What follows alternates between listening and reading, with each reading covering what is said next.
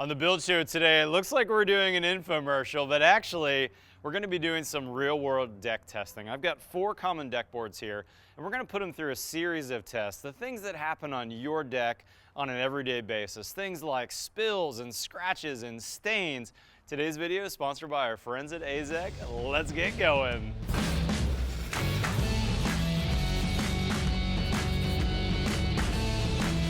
On the build show today, real-world deck testing. We're going to put these 4 common deck boards through a series of tests and see how they're really going to perform in your backyard.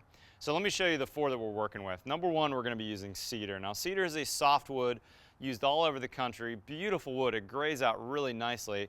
But in this case, we wanted to give it a little bit of resistance when we got into the stain testing portion. So we put 1 coat of Sikkens on that.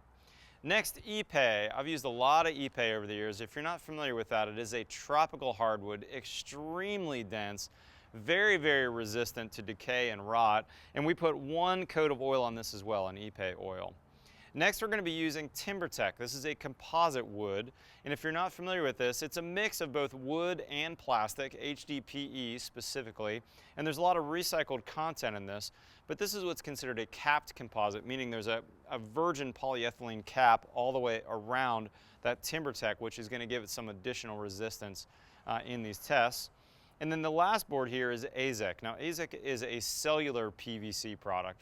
The first thing we're going to do here is stain test, so let's get going on that. Okay, the first test, stains. Let's see what some common foods that you're going to be eating on your backyard deck are going to do to these 4 common deck boards. So first, we're going to start with these guys right here, ketchup and mustard. You know, you're using these at every party in the back of your deck. Invariably, somebody's going to spill these. So first, we hit mustard, and we gave a nice puddle on each one of these boards. Next, we moved on to ketchup, and same thing. We left a nice little puddle there. Okay, next up, I didn't spare any expenses. I didn't bring the box wines from home. I stopped and got the good wine from the store to splash on these deck boards. Now, a splash of wine on a deck, my expectation is we're going to see some differences between these. So we splashed a little bit on each one of these. And by the way, I brought in a 5th piece as well. I brought a control sample of some unfinished cedar. I just flipped over this side that had the Sikkens on it. And on the back side, I hit the red wine. And then last is going to be the burger. And I think this is the one that I've seen on my in-laws' deck the most when it comes to stainage. So we took some regular old hamburgers from the local shop, flipped the patty side down, and popped on each one of these, including the unfinished cedar. Now here's what I did though. I didn't want to just wipe these up immediately. I didn't think that was necessarily a fair test. So I moved on to the scratch test, and then we're going to come back and wipe these off later. So next, let's talk about scratching. So scratching, this can happen certainly under construction, but I think also moving deck furniture around is a typical place where you might find a scratch. Let's see what a screw does for these. Now, I lined up all 4 boards together so that I could try to give a consistent pressure with my thumb and made a series of 4 or 5 scratches across here. No shock that the cedar gave the most deep and impressionable scratch, really the most noticeable. Soft wood, pretty normal that you're going to see it scratch pretty easily. Ipe, you know, super dense, super hard wood. You were able to get a small scratch on there, but really not much at all. And then the TimberTech and the AZEK, I'll be honest, they surprised me a little bit. They were much harder and much more dense than I expected them to be. Now, we made a scratch across the grain on the TimberTech and the AZEK, and they scratched about the same as what I expected. Maybe slightly more than the Ipe, but way, way less than the cedar. Now, here's an interesting tip for you, though. The AZEK rep was here earlier today and showed me that you can actually fix a scratch on the AZEK, and I didn't know this. Because it's got some memory to it, if you apply heat to a scratch, depending on the size of scratch, of course, if it's a more minor scratch, you can actually get rid of it. And so I did some testing on that. I was shocked to find out you actually could. We took a heat gun and we heated up. We actually let it preheat for about 2 minutes on the very highest setting. And the AZEK people tell me it needs to get to like 850 degrees. But here's the key. You got to move that heat quickly, and you want to keep it about 2 inches from the deck board. Don't stay there. In fact, I practiced on a scrap board first, and I was able to burn through it by accident. So I knew that I needed to keep my wand moving, that tip of that heat gun. But check this out. I mean, you move that heat gun across that scratch. I was impressed. You could really make it just about disappear. Not perfect, but sure is gonna diminish the look of that scratch with that AZEK and a heat gun. Again, practice on a scratch on a spare board. Don't go right to your deck where you've got a scratch and do it right in the middle of your deck, because you can damage that with too much heat. Okay, now about an hour later, we came back to that stain test, and I think this is a much more real world. If everything's left on that deck for an hour, that's gonna give it time for it to soak in and cause that damage. And first, let's start with the Cedar. I took the burgers away first, and then I started wiping from there. And right away, you could tell, obviously, on the unfinished Cedar, we got a problem. I mean, that red wine absolutely stained, and I think that's gonna be really hard to get out. The burger left a nice grease mark in there as well.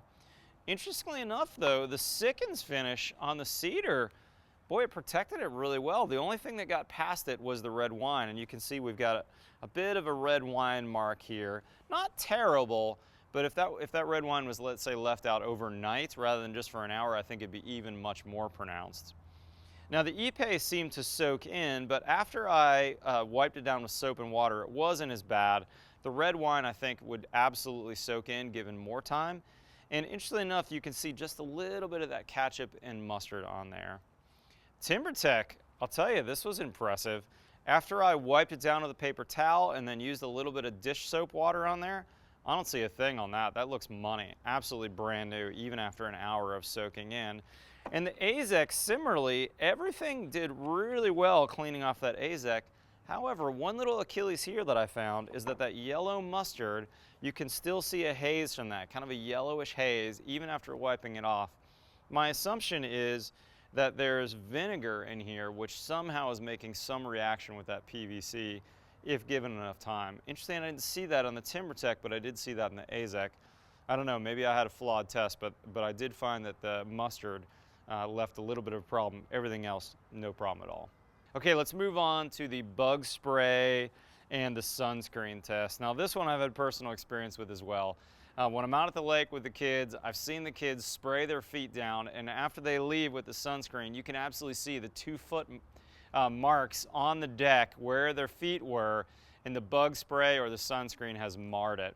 So we went a little extreme on this test. Now, we did this test for several days in a row where we absolutely glazed the boards. We shellacked them with both of these. We did it on Thursday, we left them in the sun all day. We did it on Friday, we left them in the sun all day. On Saturday again, and in the sun all day.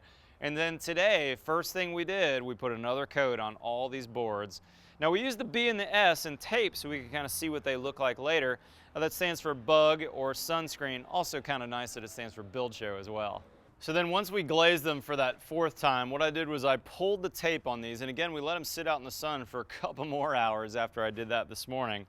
We pulled the tape, and man, that was slightly disgusting. I gotta say, that sunscreen left a giant film on those boards, so I'm interested to see after they get clean what they look like. And then the bug spray, pretty disgusting as well. It was a giant mess on these boards after several days of that. Now, what I did first was I scrubbed them down. You know, I used just some regular old Dawn kitchen soap, a couple of drops in a little bucket of water, and then I washed each one of them down. And you could see as I washed them down, for instance, the sunscreen on the Cedar, which had that PPG Sickens finish, kind of gummed up, and you could tell that it was coming off on there. Now, on the other hand, the sunscreen on the Ipe oil didn't come off very well. In fact, you can see perfectly that S on there, and it's kind of a nasty, I don't know what exactly happened. I assume that there's some kind of reaction with the sunscreen and the Ipe oil. I really could not get that off easily. I think you'd have to power wash this to actually get that off. The TimberTech cleaned off relatively easily on the sunscreen and the bug spray. Although if you look at the sunscreen on this TimberTech board, you can see that it's messed with the sheen a little bit. I don't know if that's because I wasn't able to fully get that sunscreen off, or if it actually did something to the finish in the board. Not totally certain there.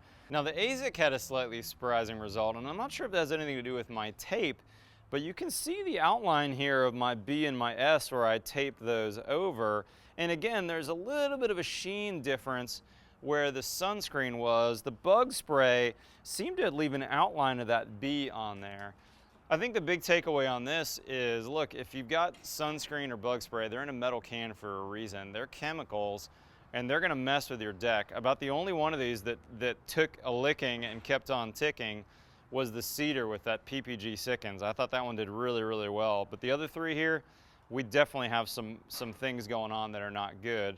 Now the guys at AZEK tell me that their decking has this alloy armor technology that's going to make the surface of this much more resistant to the bug spray and the sunscreen damage than even the product a couple years ago. This is fairly new technology in the product today they didn't used to have. But I think the takeaway on this test is, look, be really careful. You shouldn't be using those products on your deck. They can cause damage, so you should spray those down in the grass and then come on the deck later. Okay, so what are the takeaways after a day's worth of testing on all these boards? You know, I've put a lot of wood decks down over the years, and I love the look and feel of real wood, but it does have its downsides, and we got to see some of that today. However, I think one of the big takeaways, frankly, is that AZEK and TimberTech, they've come a long ways considering the composites I was putting down 10 years ago that I have kind of the most direct and personal experience with. This capped composite with TimberTech did really well in the tests, and the cellular PVC with AZEK, very impressive product. I had no idea that it was this impervious to so many things. I think we've got some really good choices out there if you're planning a deck project. Hopefully you learned something that will apply to your specific project and you can choose a good deck. No matter what deck you choose, I want to recommend my friends at TimberTown. That's whose warehouse we're in today, and they are the dealer locally for all these products. I also want to thank AZEK for being man enough to sponsor the video and also show the downsides of their product as well, not just 100% positive on those. So big thanks to those guys as well. Link in the description below for both of those companies I talked about. If you're not already a subscriber, I'd love to have you subscribe to The Build Show. We publish every Tuesday and every Friday. Follow us on Twitter and Instagram. Otherwise, we'll see you next time on The Build Show.